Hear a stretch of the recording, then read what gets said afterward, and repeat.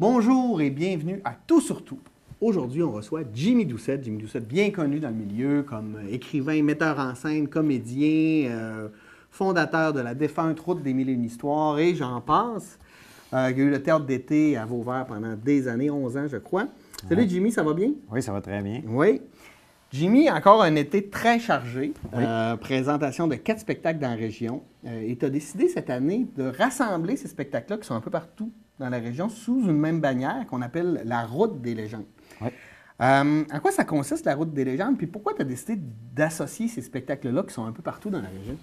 Le concept de route, c'est un concept qui est très touristique. On voit souvent la route des vins, la route des bières, la route du fjord. Je pense on comprend que quand on est touriste, on nous offre des routes, puis il faut les prendre parce que c'est là qu'on découvre les belles affaires.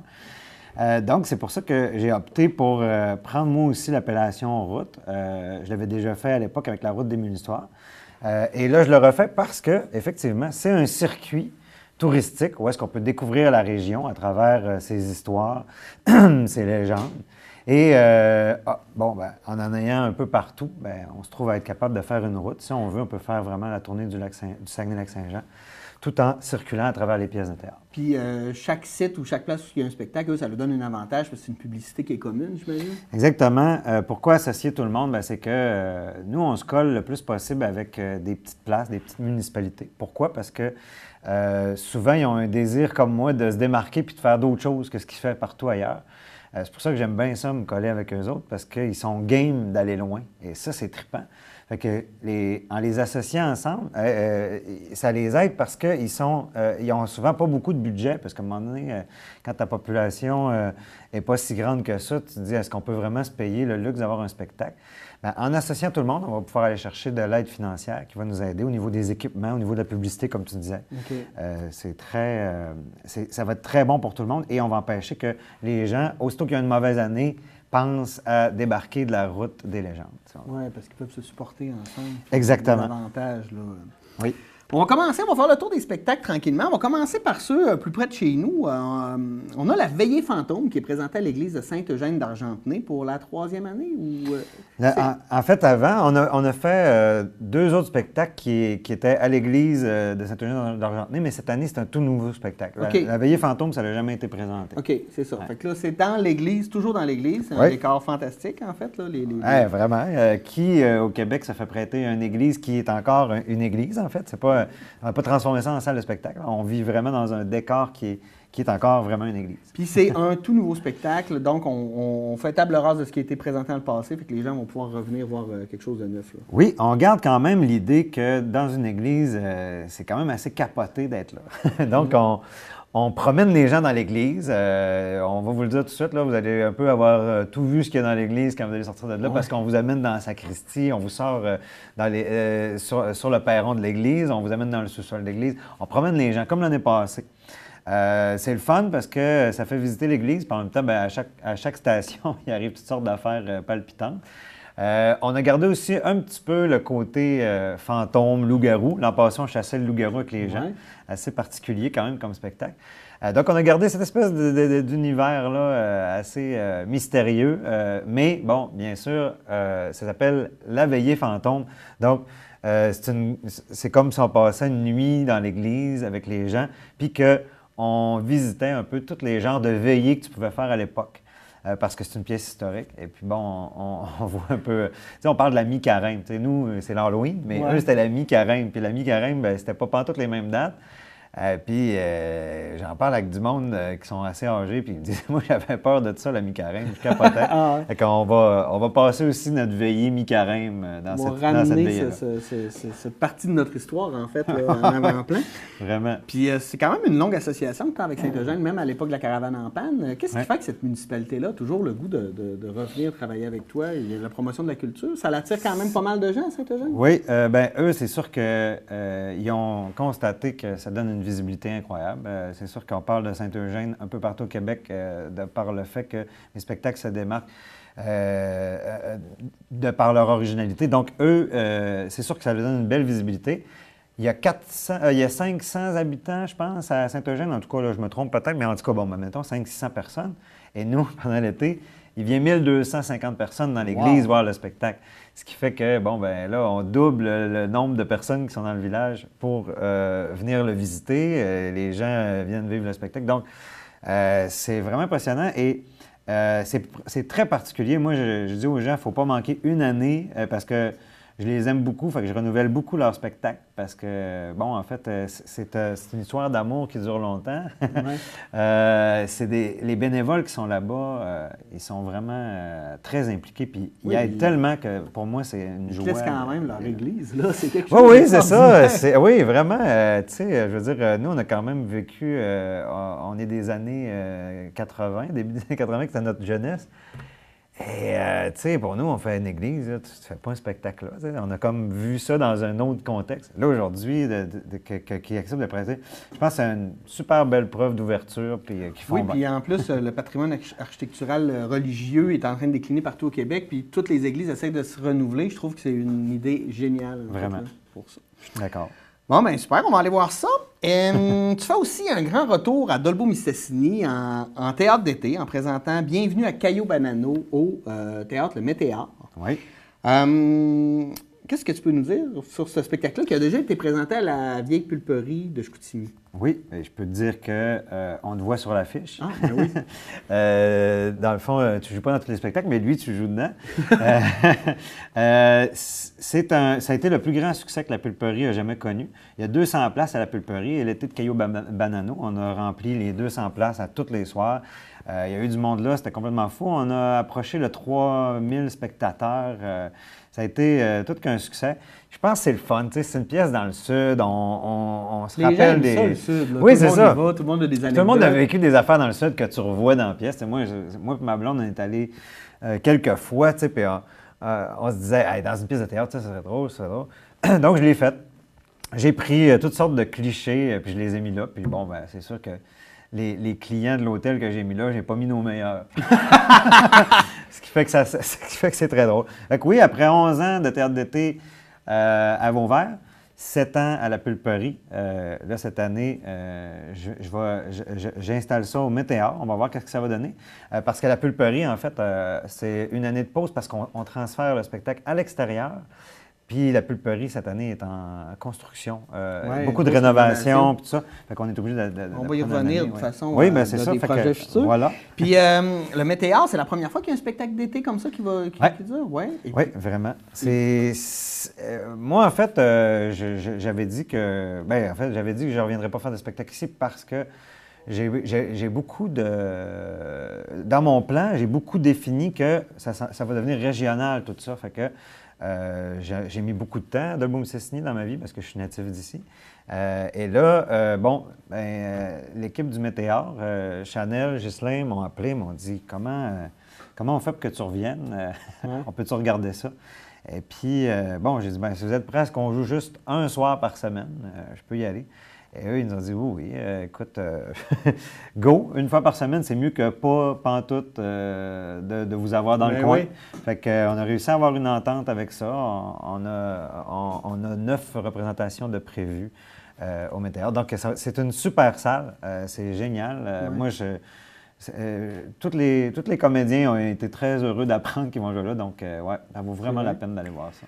Donc, ça, c'est les mercredis. Tous les mercredis. On n'a pas parlé. Saint-Eugène, la veillée fantôme, c'est... Mardi et samedi. Les mardis et les samedis à Saint-Eugène. Oui.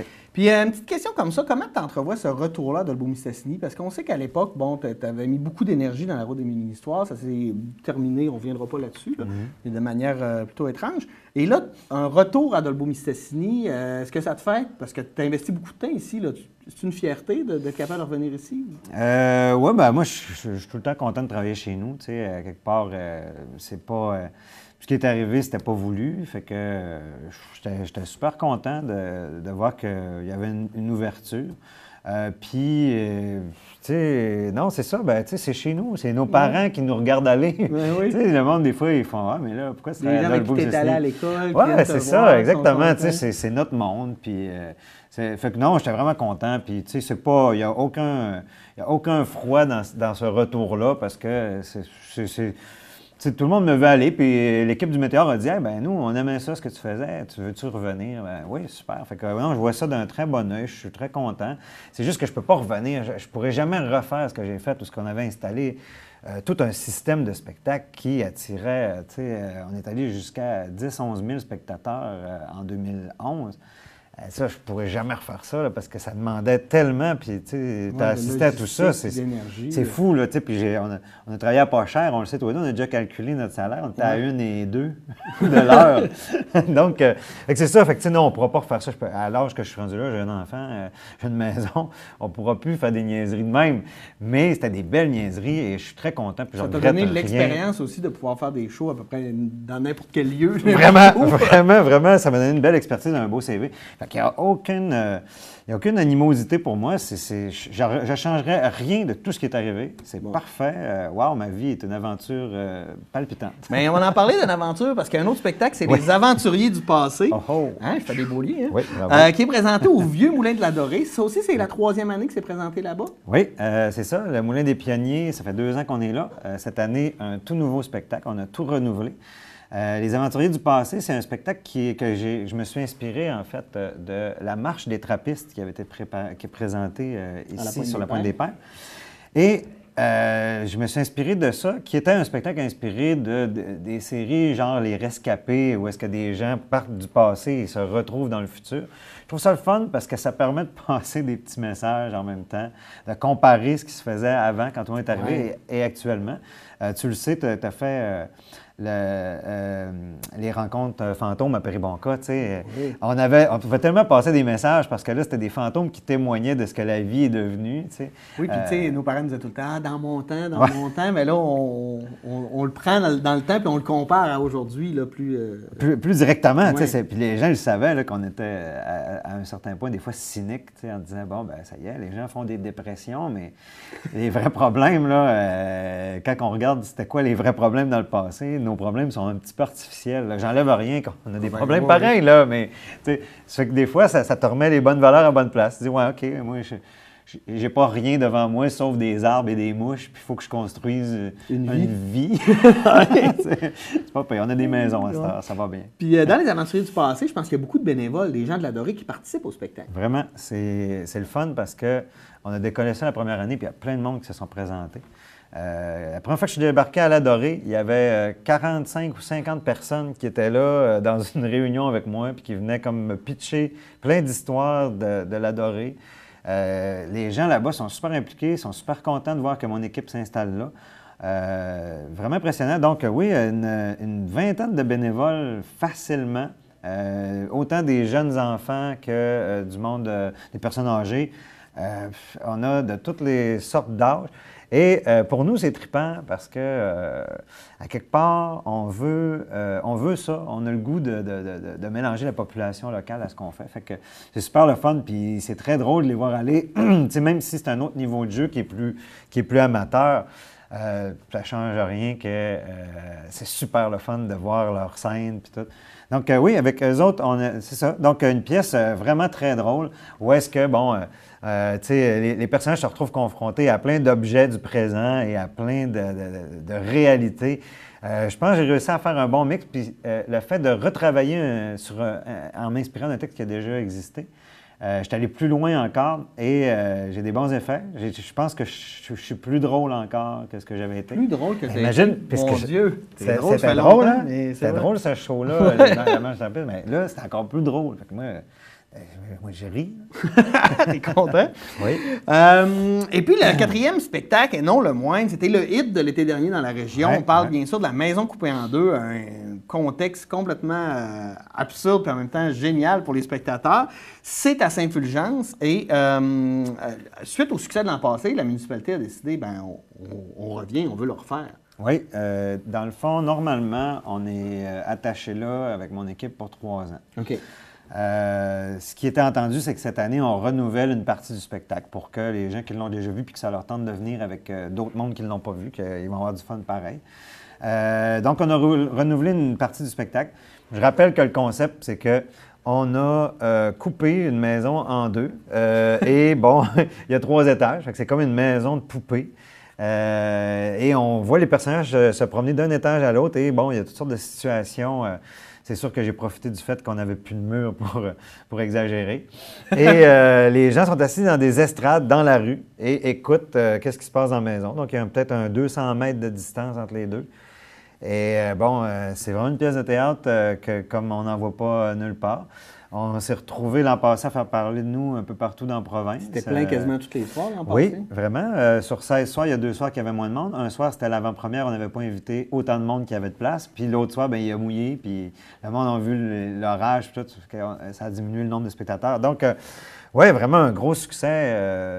Je pense que c'est une affaire comme 2400 spectateurs qui ont passé dans l'été. Non, puis il y a beaucoup de gens qui tu sais, c'est comme devenu un icône, là. Moi, j'ai entendu des gens de Saint-Fulgence dire, il y a des gens qui sont venus à Saint-Fulgence pour dire on veut voir la maison coupée en deux, même s'il n'y avait pas de spectacle, là. C'est vrai, ben oui, j'ai entendu parler de ça aussi, ça c'est hot. Oui, c'est hot. Vraiment. Fait que ça, c'est de retour aussi. Oui. J'ai oublié de donner les plages horaires. Les aventuriers du passé à la Dorée, c'est quel jour? Les vendredis, samedis, c'est à 13h30. OK. Ouais. Et puis, la maison coupée en deux à Saint-Fulgence? Les jeudis, vendredis, et c'est à 19h30. D'accord. Donc, en début de soirée. Oui. T'en as parlé tantôt. Tu t'associes en général aux petites municipalités parce qu'eux, ils ont besoin d'innover, de sortir. Je voulais savoir, pour l'avenir, est-ce que tu as des projets d'avenir pour les années futures qui s'en viennent où tu te dis on va continuer dans cette lignée-là, en fait, avec les petites municipalités pour la Route des légendes?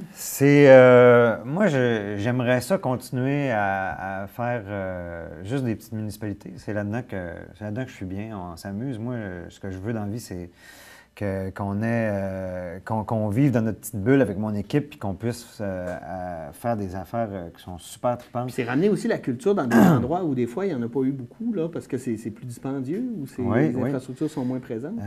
Vraiment, merci aux municipalités d'avoir cru aux produits qu'on présente. Merci aussi, excusez-moi, plug, mais aux caisses des jardins. Sans les caisses des jardins, là, il y a beaucoup de petites municipalités qui n'auraient jamais pu présenter leur histoire, en tout cas au niveau qu'ils l'ont présenté là. Ça prend des partenaires, ça prend de l'aide, donc merci à tout le monde qui aide. J'aimerais ça, mais à quelque part, tu sais, la vie avance, puis c'est le fun aussi de faire des beaux gros projets. L'aventure de nuit, pour moi, c'est une des plus grandes réussites dans ma vie. J'ai le goût aussi d'en faire des grosses affaires comme ça, tout en faisant attention de ne pas perdre tout ce que j'ai autour et en ne laissant pas tomber les petites municipalités qui m'ont appuyé depuis le début. Okay. Donc, c'est ça. Oui, il va y avoir des gros spectacles. Tu parlais de la pulperie tantôt? Oui, la pulperie, vraiment. En tout cas, c'est pas fait, là, mais on est présentement en production de projet. On est dans les analyses puis tout ça. Donc, ce serait... Si ce spectacle-là se met en place, ça va être fantastique. On parle d'un spectacle la nuit, à l'extérieur, dans un décor terrible. Le site de la pulperie qui est super. Le site de la pulperie n'a pas de bon sens, là. On a visité ça, justement, il y a 2-3 semaines, et puis bon, c'est fou les idées qui nous sont venues, puis, tu sais, j'avais même pas idée de qu'est-ce que j'allais voir comme décor. C'est vraiment très, très beau. Donc ça, c'est un des gros spectacles qui pourrait s'en venir. On parle aussi de Québec parce que j'ai commencé à me rapprocher un peu des organismes à Québec, ce que je ne faisais pas avant parce que j'aime mieux travailler au Saguenay-Lac-Saint-Jean. Mais là, on s'entend qu'avec le Festival d'été de Québec, on a un nouveau show qui s'en vient sur la rue Cartier. Dès cet été? Oui, en fait, on est en production présentement. Okay. Donc, la rue Cartier, les gens, quand ils vont se rendre sur les plaines d'Abraham pour voir les spectacles, nous, toute la rue Cartier, on l'anime pendant plusieurs soirées. Okay. Et puis, bon, ça va être big. Là, j'ai les autres producteurs avec moi, c'est genre du monde qui font des chars allégoriques, des gros vélos. Ça va être un gros show. Et puis, bon, c'est moi qui est le directeur artistique de tout ça, puis qui amène un peu mon bagage que je me suis fait dans la région pour leur montrer un peu qu'est-ce que je sais faire. Fait que, ils ont été super emballés quand ils ont vu le genre de proposition que je faisais. Ouais. Fait que ça va être un beau projet parce que présentement, là, à moins que je me plante, il ne faudrait pas que je me plante, ça serait une entente sur plusieurs années. Okay. C'est une belle ouverture, en tout cas. Là, oui, le festival d'été qui a repris. Qui est très réputé, qui a repris vraiment. Puis, écoute, plein d'affaires. La parade des jouets en Basse-Ville à Québec, les terrains en face du village vacances Valcartier, les terres qui sont là aux Frères Maristes, on négocie avec eux autres. Il y a beaucoup de projets qui... de portes qui sont en train de s'ouvrir pour l'avenir. Vraiment. Puis là, ma prochaine question est en deux volets, parce que là, on regarde ça, puis tu fais, lui, il fait tout ça durant un été. Ça doit être une gestion extrêmement difficile. Mais, c'est d'où l'autre volet de ma question, tu dois être, j'imagine, bien entouré, avoir une équipe solide. Un, peux-tu nous parler de la gestion d'un été comme ça? Et deux, peux-tu nous présenter ton équipe de cet été ou les gens qui t'entourent? Oui, ça paraît bizarre à dire, mais à la base, ça part de mon bureau avec 2 personnes dedans, moi puis Mélissa Parent. À partir de là, moi puis Mélissa Parent, pendant tout l'hiver, on prépare ce qui s'en vient. Donc, beaucoup de choses à préparer pour que, quand on va arriver à l'été, on va éteindre des feux, là, comme tout le monde, là, mais au moins, on sait pas mal où est-ce qu'on s'en va puis qui doit faire quoi. Effectivement, c'est très complexe à gérer. Ça n'a même pas de rapport que 2 personnes fassent ça. C'est absurde. Maintenant, tu sais, je travaille avec d'autres entreprises des fois, puis tu sais, ils font hey, nous, on fait 4 projets par 2 ans, puis on a de la misère à arriver, tu sais, puis c'est bien correct. Je veux dire, c'est moi aussi là, qui est un peu fou de faire tout ça parce que je pourrais avoir peut-être une vie plus relaxe, puis, je sais pas, profiter d'autres choses. Mais moi, j'aime ça. J'aime ça être avec mes équipes, avec tout ça, fait que ça me dérange pas parce qu'à quelque part, c'est aussi ça ma vie, tu sais, ma carrière professionnelle. C'est quelque chose que quand je vais mourir, dans la dernière minute, je vais me dire « Ah, j'ai bien fait, c'était le fun, parce que ça aussi, c'était ma vie. » Puis en plus, tu es chanceux, parce qu'il y a plein de gens qui n'aiment pas nécessairement leur travail. Toi, tout ce que tu fais, tu aimes ça. Hein. Même si c'est du travail, c'est de l'ouvrage, puis des fois, tu dois capoter. Ouais, des fois, j'ai plus le goût de faire ça pendant tout, là, on va te le dire. Là. Mais ça arrive à toutes les années. C'est un peu comme... je peux te le dire, là, c'est le 5 juillet à peu près. Là, ça s'en vient. Oui, ça s'en vient. Fait que le 5 juillet, d'habitude, là, je fais hey, pourquoi je fais ça? C'est quoi, là? C'est qui m'oblige à faire ça, à part moi? Donc, oui, des fois, ça me tente moins. Mais tu sais, le jus dans tout ça, c'est vraiment l'équipe. Moi, j'aime ça travailler avec l'équipe. L'hiver, j'étais un peu... ermite. Je suis ermite chez nous, je parle pas à personne, j'haïs le monde. Puis quand le mois de mai arrive, ben là, je commence à avoir du fun à avoir mon monde puis à travailler avec l'équipe. Tu travailles souvent avec les mêmes personnes, j'imagine? Oui, vraiment. Tu sais, il y a toujours un noyau de personnes qui revient, qui repart, qui font plein de choses, qui en font moins, tu sais. C'est correct. Moi, jamais je vais forcer personne. Quand quelqu'un veut partir, il n'y a rien que je fais pour les retenir. Mais on va se le dire, si je suis rendu là dans la vie, c'est parce qu'il y a eu des centaines, en tout cas au moins une centaine de comédiens, plus que ça, il y a du monde en fou qui a travaillé pour moi, là. Donc, tu sais, si là, ces comédiens-là ne sont pas là, moi, je ne suis pas rendu ce que je suis là parce que c'est des comédiens qui font plus que juste être comédien. Tu sais, je pense que tout le monde sait qu'on travaille comme un peu pour une cause qui était